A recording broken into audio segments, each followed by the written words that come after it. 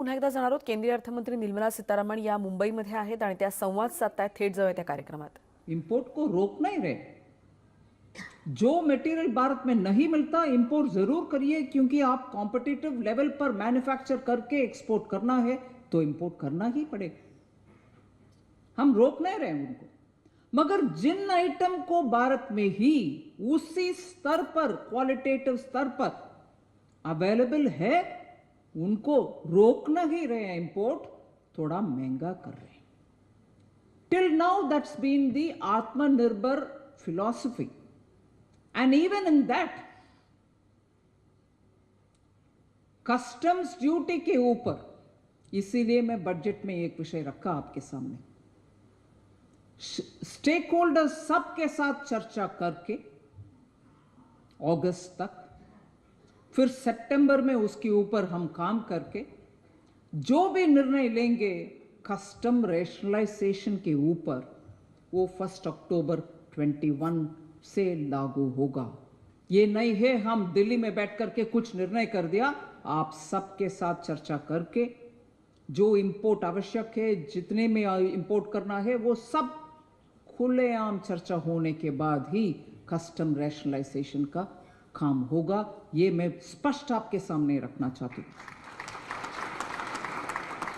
और lastly, income tax हो, GST हो, टेक्नोलॉजी को हम बहुत उपयोग कर रहे हैं। टेक्नोलॉजी और बिग डेटा के द्वारा ही जो ऑनेस्ट टैक्स पेयर है उनके ऊपर कुछ भी विषय सोचने का नहीं है, मगर थोड़ा कम लोग जो मिसयूज कर रहे हैं सिस्टम को, जो प्ले कर रहे हैं सिस्टम को, उनको पूरे बिग डेटा के उपयोग करने में वो पूरे जाल हमारे सामने आ जाता। कौन किसको कहां से फेक बिल के द्वारा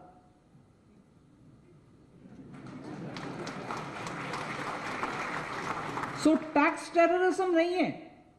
मेरे आपके चेहरा मुझे पसंद नहीं है, इसीलिए भैया आप रखो इधर, फिर देखा, वो नहीं है। टेक्नोलॉजी करता है काम, हम सिर्फ देख रहे हैं कि कहां से कहां कौन लेके जा रहा है। वो 24 आवर तक वो कंपनी है, 25th आवर वो कंपनी बंद है, दूसरी कंपनी आ रही है। ये सब स्पष्ट टेक्नोलॉजी देता है भैया। अगर टेक्नोलॉजी ही दे रहा है, आप एक टैक्स टेररिज्म बोल नहीं सकते हैं, टेक्नोलॉजी टेररिज्म बोल पाएंगे। मगर ये इसीलिए आपके सामने रख रही हूं। ऐसे फ्लाई बाय नाइट ऑपरेटर 10-15 के द्वारा जो नुकसान हो रही है, देश का नुकसान हो रही है। अब देखिए, पिछले 3 महीने में से जीएसटी रेवेन्यू बढ़ रही है, क्योंकि इकोनॉमी रिवाइव हो रही है, जनता भी उनके अपने अपने कंप्लायंस आराम से करते जा रहे हैं। मगर इसमें एक बड़ा रोल टेक्नोलॉजी का भी है। बहुत सारे लीकेजेस को हम रोक पा रहे हैं। लीकेजेस रोकने के लिए जरूर टेक्नोलॉजी को उपयोग करेंगे। पॉजिटिव मैसेज फेसलेस है, और जो एक आध लोग गलती करने का साहस करते हैं, उनको टेक्नोलॉजी इज अ मैसेज। मैं आपके सामने वो भी रखना चाहती थी। और इधर tax advisers, tax consultants, chartered accountants, कृपा करके सरकार के ये इंटेंट को समझिए। हम डेफिनेटली किसी को तकलीफ देने के लिए कुछ भी कदम नहीं उठाएंगे। प्रधानमंत्री जी के ऊपर भरोसा रखें।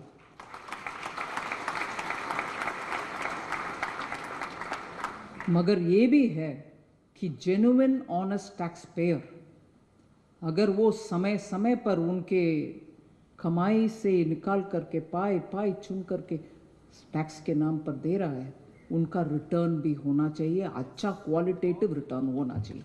यही है इनका। इसीलिए मेरा अपने वक्तव्य खत्म करने से पहले, ये डायरेक्शनल चेंज वाला बजट है। माइंडसेट चेंज करने वाले बजट है, ट्रस्ट वाले बजट है, फेथ वाले बजट है। फेथ, भारत देश अपने आप के ऊपर रखने वाले फेथ के बजट है। सरकार अपने लोगों के ऊपर ट्रस्ट करने वाले बजट है। मैं आप सब से इसीलिए रिक्वेस्ट करती हूं, you are very discerning audience, you know the in and out of budgets and finances. ज़रूर पढ़िए, ज़रूर इसके ऊपर गौर से चिंता करिए और जहां बोलना है ज़रूर बोलिए। भारत के उन्नति के लिए हम सब काम करना है और यही मेरा आपसे रिक्वेस्ट है। जय भारत माता की।